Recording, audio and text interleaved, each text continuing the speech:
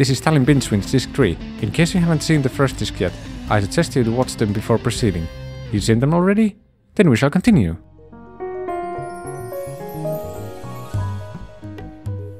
Still one night left in Tallinn. I managed to book a room from a hotel that is located right next to the harbour. Still, it seems to be quite full of Finns, mostly drunk ones. Has something changed while I was in Tartu? Well, yes it has. It's the beginning of December and many Finns take part in pre-Christmas parties. Many of these parties are organized by a company, the participators being employees. An important part of the tradition is to burst out all the repression and frustration that has accumulated during the past year. The boss will hear how much he sucks and your workmate is a whore just because she never agreed to give a head.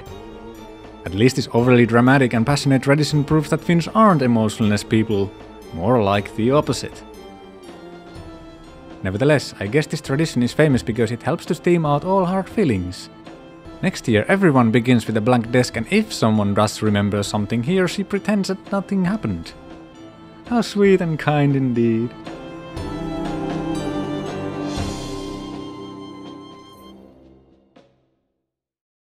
Oh, it's actually 4th December, meaning that Finns have got their tax refunds just today.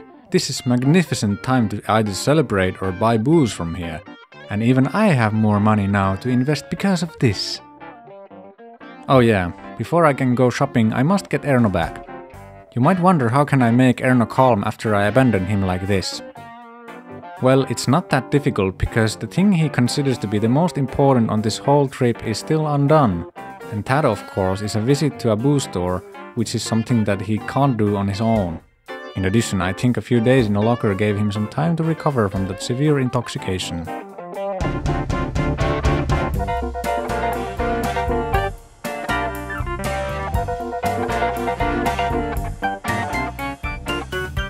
Even though Erno is enthusiastic due to his alcoholism, he is right with the fact that it's not very practical to carry water to Finland.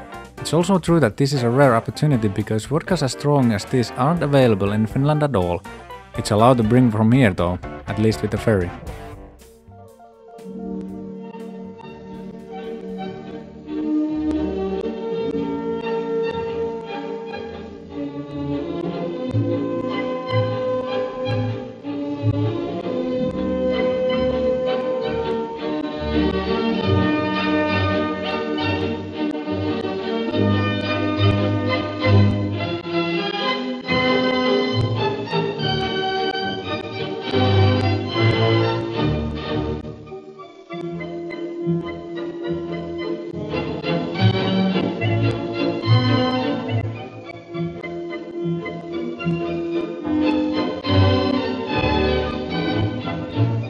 Sure, Whinge is good at this time of the year. Yes, it makes you warm, but I'm not very keen on carrying many of these glass bottles to Finland.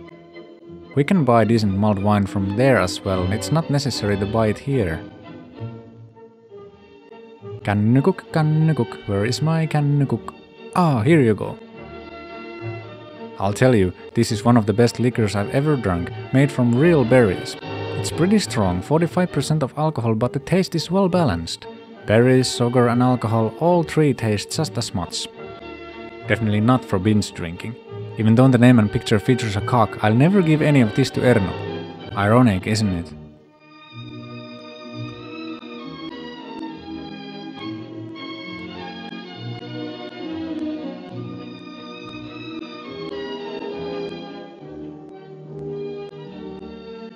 Yes, this is more like it.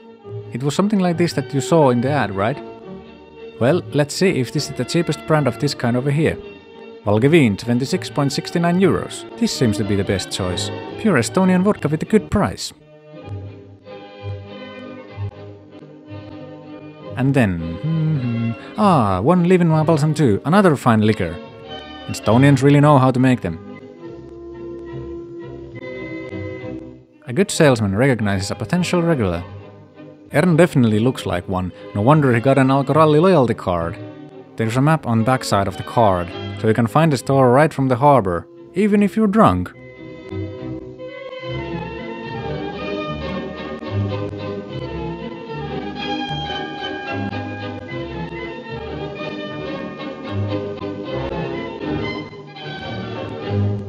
Just like the ad said, they served coffee to all customers.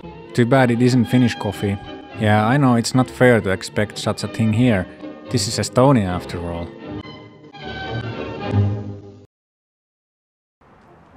All journeys end in time, so do this one. Returning to Finland isn't that demanding this time because I'm not dragging a car now. The 5-liter pack of strong vodka of course, but that's not so much really. Everything else fits fine in my backpack.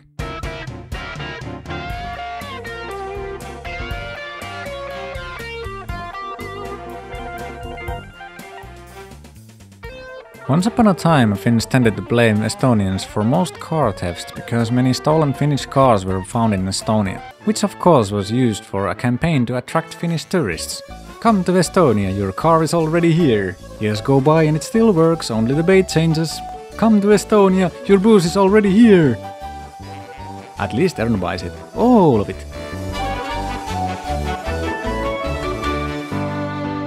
And then bloody Estonians run everything by raising the tax on alcohol by a whopping 10% from the beginning of 2010.